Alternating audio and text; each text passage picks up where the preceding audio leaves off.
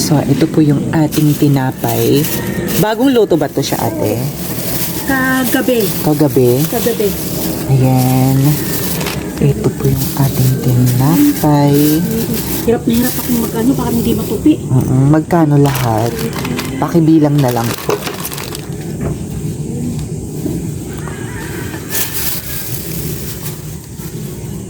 Buti na lang nagde-deliver ka na, no?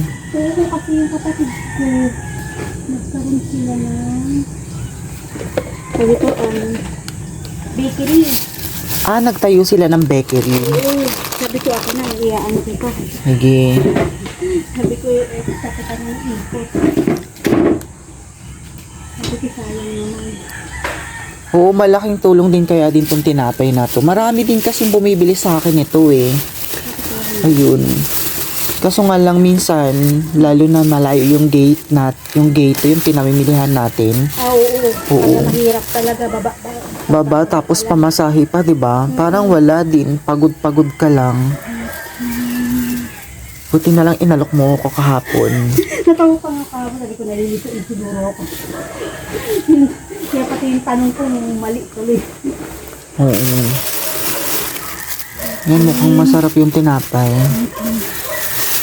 Kasi fast moving din to eh, yung tinapay na to. Lalo na sa umaga maraming naghahanap. Ibilangin mo muna para hindi ka malito. 23, 25, 26, 27.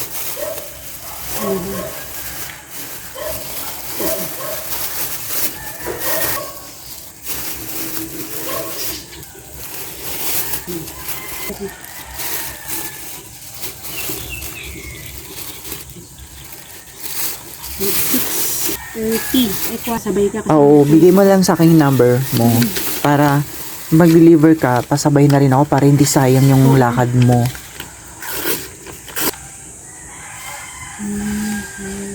Peanut butter, nag-ano ka?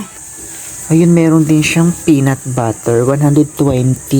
Try natin to. Kung masarap. Eto na, to 20. Sabi ko, 240 be. 240.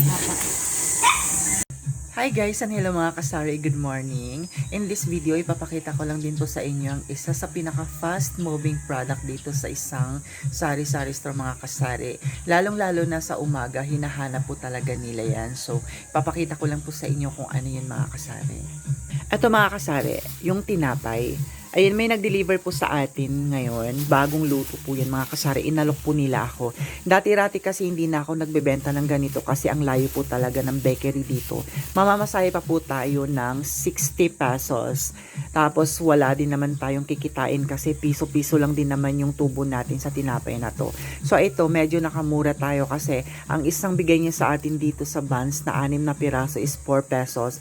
Bebenta ko rin po to ng 6 pesos. Meron po tayong tubo na 2 pesos. So, tuwing umaga mga kasari, naghahanap po talaga yung mga customer natin. Tapos, madadami na rin po yung maghahanap na rin po sila ng palaman. Syempre, pag may tinapay, may palaman po silang hinahanap mga kasari. So, ayan. Parang domino effect po mga kasari. Pag may sari-sari store po tayo, pag medyo kompleto po yung mga paninda natin, lahat po pwede nilang bilhin yung mga pangangailangan nila. So, yan lang po yung kainaman mga kasari. Pag nag-sari-sari store tayo na meron po tayo, pag may hinahanap po yung ating mga customer. So, tips ko lang po mga kasari, ganun po talaga dito sa sari-sari store. Kailangan po nating mag-isip kung ano po yung hinahanap ng mga customer lagi sa atin.